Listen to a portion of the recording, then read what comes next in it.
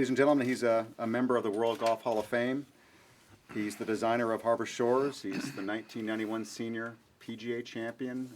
Jack, thanks for joining us today. Thanks, Julius. And, 1991, that's a long time back, isn't it? Even as a senior. That means I had to be 50 when I got there. That was a long time ago. Anyway, I was asked outside, they said, well, why Harbor Shores? My answer is always, why not Harbor Shores? When I first was asked, my friend and longtime fellow who worked for me, a fellow named Mark Haseman, came to me and he said that they had a project they wanted to do in Upper Michigan to revitalize the community here in Benton Harbor. And it was sort of a super fun project, and would I be interested in being involved? And I said, well, sure, that's what we do. We do golf courses, and we have done a couple of restoration or reclamation projects, and we did one out in Anaconda. That was a super fun project, and we did one that wasn't super fun, but it was close enough. That was in Dearborn, where all the automotive plants dumped all their waste, and we ended up doing there in Dearborn at TPC in Dearborn. And we'd had a little bit of experience doing that. So I came up here, and we took me out to the site, and I said, okay, now, where's the golf course going to go? He says, right there. Where? I'm looking at buildings, and I'm looking at dumps, and I'm looking at anything you would think of. Usually you go to a golf course that's got this nice, pristine-looking piece of property. And we go up and we work between the trees, and we just tickle this a little bit here and there, and pretty soon we have a golf course. But we didn't do that. We had to knock down buildings and move. How much was moved off site, Jeff? You remember? I think it was a football field long, 65 feet. 65 feet high, wasn't it? Yeah, right. That's right. A football field 65 feet tall with material moved off of this property. Where'd you put that? In a safe place. In a safe place. Anyway, it was really, it was really fun. And I had a young man named Chris Rule that worked for me, and he had done a routing on the property, and I came and looked at the routing, and I didn't change a thing. He had done such a beautiful job. I always change routings. I never leave a routing alone. It's the first time I ever left one alone. I suppose I couldn't figure out which building to go through next, so which door to open to get the next hole out. But anyway, it worked out well. The property was very, very disjointed. There were some properties were in the project, some weren't. So we had a little bit of space between holes at times, a couple of roads to cross. And, but it was actually really a lot of fun. But more fun. For a variety of reasons, it's always fun to do a golf course. It's always fun to see the golf course finish. But more than that, it's fun to see a community revitalized. And the jobs that were created here by this project, the support that Jeff and the Whirlpool Corporation gave to it, and the support of the community, the people in Benton Harbor and St. Joe's, everybody who really pulled together. I mean, that's what's neat in this country, is to see people pull together and get something done. And we were really privileged to be part of that. We're a small part. We're just a golf course and a piece of some green grass. But what everybody else did, and we were allowed to be part of that, was really very, very, very rewarding and a lot of fun for us. So. I think that what's going to happen this week and a couple of years from now, too, is PGA Senior Championship is something that's a very special tournament. It's, the PGA of America, they have the PGA Championship and the Ryder Cup matches, and the PGA Seniors are probably, I guess, your three main championships. Mm-hmm. And it's pretty good to be one of those tournaments. And I had the pleasure here a couple of years ago with opening the golf course with three of my friends. Brought along my old friend Arnold Palmer and Tom Watson and Johnny Miller, and we had a lot of fun out here. A lot of people enjoyed it. We had a great day, and I think that you're going to see a lot of great golf this week, and a lot of fun is going to happen. So enjoy the week, and the players I've seen so many players in the locker room. They've all come to me and says, "Jack, what a phenomenal golf course! What a beautiful." I said, "Well, have you putted the greens yet?" He says, "Yeah." He says, "Have you ever to get from place to A to B?" And he says, "We have a little trouble with that." I said, "Well, I was in my elephant mode at that time." I was burying them every place I could find them. And but anyway, it was they'll have a little spice in the greens, but the golf course is a good golf course. It's in beautiful condition. They've done a great job. Hopefully, you'll have great weather and you'll have a great championship. So it's nice to be here with you. Thank you very much, Jack, for being with us today. We know you have a 5 o'clock clinic to get to, but if you wouldn't mind, if we could take a couple of questions from the media before we Whatever. get you out there, Sure. I'd appreciate it. Thank you. And ladies and gentlemen, if you could get a microphone, we have a transcriber on the other end, so it's important to hear the questions. Microphone number 2 first, please. Jack, I know this isn't the first course that you've designed in the state of Michigan. Being an Ohio man, do you ever have reservations about being in this state I and just- bringing you know, some success? We have a phrase in Ohio that we always say, when you go to Michigan, the better part of Michigan is underwater. And what that means is there's more than 50% of it that's underwater. That doesn't mean it that way. That's just an Ohio phrase. Well, actually, Chris Rule, the fellow, young man that worked for me here, is from Lansing, but he went to Ohio State. And so he had reservations, too, about coming here, but his daughter went to Michigan State. No, I've enjoyed coming to Michigan. I came up here as a kid, and we went to a lot of the, several years my parents would go up north, and I discovered a golf course up north called Crystal Downs. And I was 11 years old, and I played Crystal Downs. And I had no idea that Crystal Downs was a famous golf course or would be a famous golf course. But I remember playing it, and then about 20 years later, all of a sudden I saw it appear on a list. And I'm sitting there saying, I played that golf course when I was 11 years old. I thought that was pretty good then. I was only an 11-year-old kid.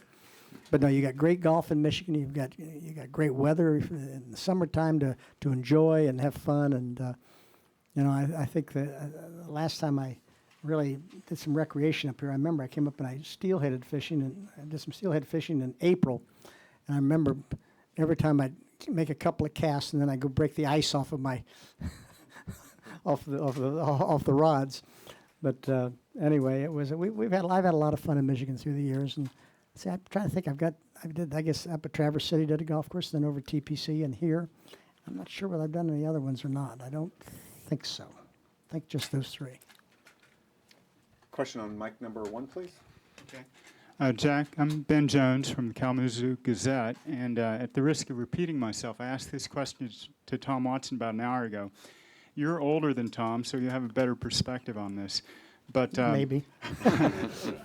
Jock Hutchison and Fred McLeod are the first 2 names on the Bourne Trophy. And, of course, they were honorary starters at Augusta for years.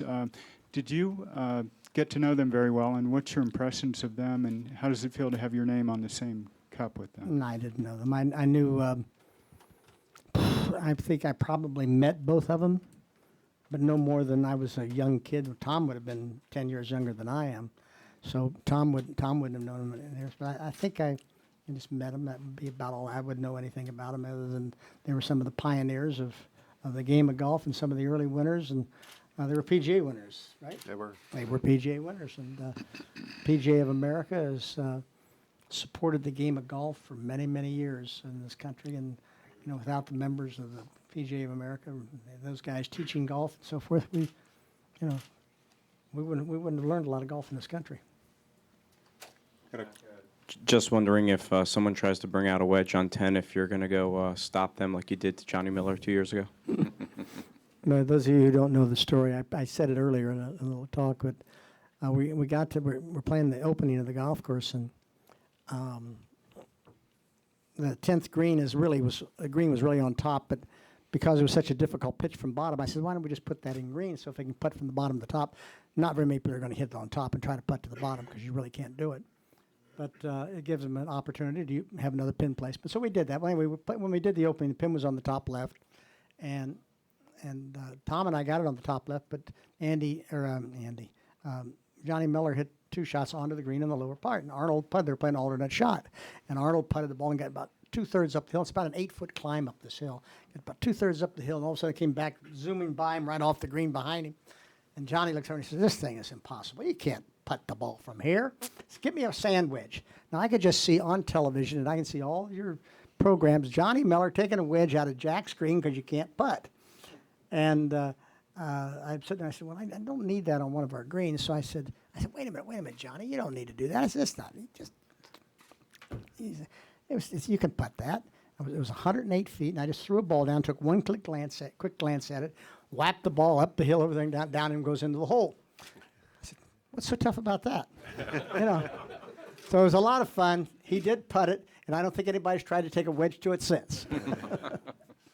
I asked Fred Couples about the green on 10, and he said, well, you're the greatest golfer of all time. He said you could start over on that green.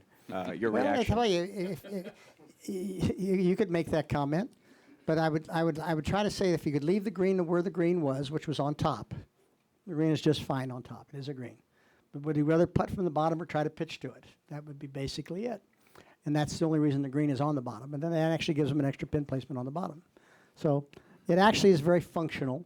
Do I think it's difficult? Yeah, it's difficult. It's really difficult. But then again, you know, these guys are pretty good players. They're supposed to be able to handle things like that. Question on mic number 1. Speaking of having fun, Jack, 21 years ago, Oakland County, you had a battle with Chichi Rodriguez. Could you go back and just recall some of the things you remember about that tournament? At Oakland Hills, when we had playoff, I don't remember a whole lot about it, except I shot 65. I do remember that part. And I had never won at Oakland Hills. I'd come close. I came close as an amateur. They almost won the U.S. Open there as an amateur. I finished 4th. And I always kicked myself for playing the last 7 holes 2 over par and not winning that. But anyway, we came back and played a few other events there. Never really got my. I get close and so forth. And then we played the PGA seniors there, and I mean it was U.S. Open. I'm sorry, U.S. Open seniors or senior U.S. Open. And Chichi and I tied, and then I shot a good round in the playoffs. So I was delighted to win on a golf course that I actually really liked, but never was able to be successful on. Question on mic number 1. Jack, John Jay from WSJM Radio right here in Benton Harbor. Looks like our weather forecast for the week is really, really good. Warm temperatures, sunny and a little bit windy. Can you give a best guess for winning score? Well, par 71, and we were asked that a little earlier, and I said that I thought they'd probably shoot to 78 maybe, somewhere in that area. If it's windy, you're going to have the greens are going to get harder and faster, and these greens, when they get hard and fast, are going to be very difficult. So the scores will stay up. I mean, they may not break 280 if that's the case, but I think they'll probably break 280. And I would imagine the PGA of America is really a bunch of pretty nice guys. They'll probably make sure that the course is very playable. Yeah, PGA of America. Nice people. What did I say? Question on mic number 2. Yeah, good. I'm just Okay, reiterating. Want to make sure I they thought got I it said something properly. else. No. Jack, you're headed out to a teaching clinic after this. Why is it so important for you to get out and pass along your knowledge to the next generation? That's not. I don't have any knowledge to pass. I think that they asked me if I would help out and do a few kids and so forth like that. I do that occasionally. I don't profess to be a teacher. I leave that up to the PGA. And but I find that every time you go someplace, you got some kids that maybe you can impact their life in some way. Whether my knowledge as a golf instructor would pass to them, I don't think that probably will pass very much. But maybe that they said, well, I once took a lesson from a guy who won a couple of golf tournaments. It might be fun. Question on mic number 2. Jack, what other holes do you think will come into play this weekend besides you mentioned Well, 10? I think they'll all come and play. And I that's kind of you sort of ask. I get those questions a lot. People ask me, says, "What's your well, Jack, what's your favorite hole out here?" And my answer to that would always be the one I'm playing. And then they say, "Well, what's your favorite shot?" Out there. And I says, "Well, it's the one I'm playing." And what's your favorite club in your bag? And the one I'm playing. In other words, what I'm trying to say is that I don't really find that you take something for granted and you think you have an easy hole, and all of a sudden you mess it up, and all of a sudden that's cost you the tournament. And other times you got a tough hole, and you sit there and you got to be able to do what you have to do to be able to play the hole. So sometimes you got to be aggressive, sometimes you got to be conservative, but in the end you've got to play every hole, and you've got to play every shot, and the guy that has the least number of strokes wins. But and I suppose that's maybe not the question or answer you were looking for, but that's the way I always played. I think every shot is just as important. Every tee shot's just as important as that tap-in 12-inch putt, because you miss one, they all add up, and at the end of the day, that's what you have to do. Question on mic number 2. Hey, Jack, you talked a little bit about golf in the state here in Michigan, and you've had a lot of opportunities as a kid growing up and up north. Where would you rate Michigan as far as cold weather states for golf, some of the other ones that you've been to, or is that kind of hard to do? Well, you got a lot of good golf courses in Michigan. I mean, the Detroit area is just loaded with really good golf courses. You've got a lot of great golf courses in that area, and you got a lot of great golf courses up in the state. I don't know a whole lot about the middle of the state. I've not played a whole lot of golf there. You got one pretty good one here, not too far away from here. 50 yards maybe? You know, I think that's a pretty good golf course. At least I think it is. And and you got one at Point of Woods, a pretty darn good golf course that you got not very far from here. But the golf in Michigan is strong. I think you start looking at a state's population and how many people play golf. I think Minnesota is probably plays more golf per capita than any other state. Is that right? Yeah, it is. But I think Michigan's top I was going to say Michigan isn't far behind, is it? Yeah, top 3. Top 3, yeah. So Joe would know better than I, but there's not there's a lot of golf played in the state of Michigan, and a lot of good golf. Questions? Mic 2, please. Jack, between teaching and designing the courses and then playing, what's the most rewarding part of golf for you right now in your career? Well, most rewarding is when I don't have to play. I don't play really anymore. I play once a month maybe, and usually when I have to do an event of some kind, that's when I play. Golf's a game to me that was part of being competitive. I love competition. I love to compete, and golf was my vehicle to competition. And once I lost my vehicle or my ability to be able to really play and compete at that level, then I didn't really. I mean, I still play, and I mean, actually, the last time I played 18 holes, I shot a few strokes below my age. So that was pretty good. I was really pleased with that, and and every once in a while, lightning hits that bottle, but it's most of the time I play. If I'm going to shoot 75 or 6, I think that's a pretty good round of golf, and that and about $5 will get you a cup of coffee most anywhere, and that's about what I do. But I play more tennis than I do golf anymore. But do I love the game? Yeah. And my kids, I had 3 of my 4 boys were golf professionals. They've all actually gotten their amateur status back, and the other boy still played very well too, and they still play. They play some amateur golf and have fun. And I don't have many of my grandkids playing. They're all playing other sports, but a few of them they play a little bit and have fun. But they all have played enough golf that as they get older they'll be able to play, and they'll be able to enjoy the game. And I don't know any of them will ever be a professional golfer or anything, but they'll play. But golf's a great game, and it's a great game to communicate and be part of what's going on in the Boys and Girls Clubs here. You're going to produce golfers out of that, and First Tee will produce golfers out of that. Whether they produce tournament golfers out of that's not important. It's important that from my standpoint, that people learn the values of the game of golf, and the values in the game of golf are, being able to spend time with people, being able to enjoy time, being able to communicate when you're a kid. You're generally growing up and you're playing at a golf course. Maybe it's got 30-year-olds, 40-years, 50-year-olds, 60-year-olds, and older, and you're only a kid, so you can learn how to interact with that. You learn manners. There's so many different things that the game of golf teaches. It teaches you sportsmanship and so forth and so on. You don't have to be a tournament player to do that.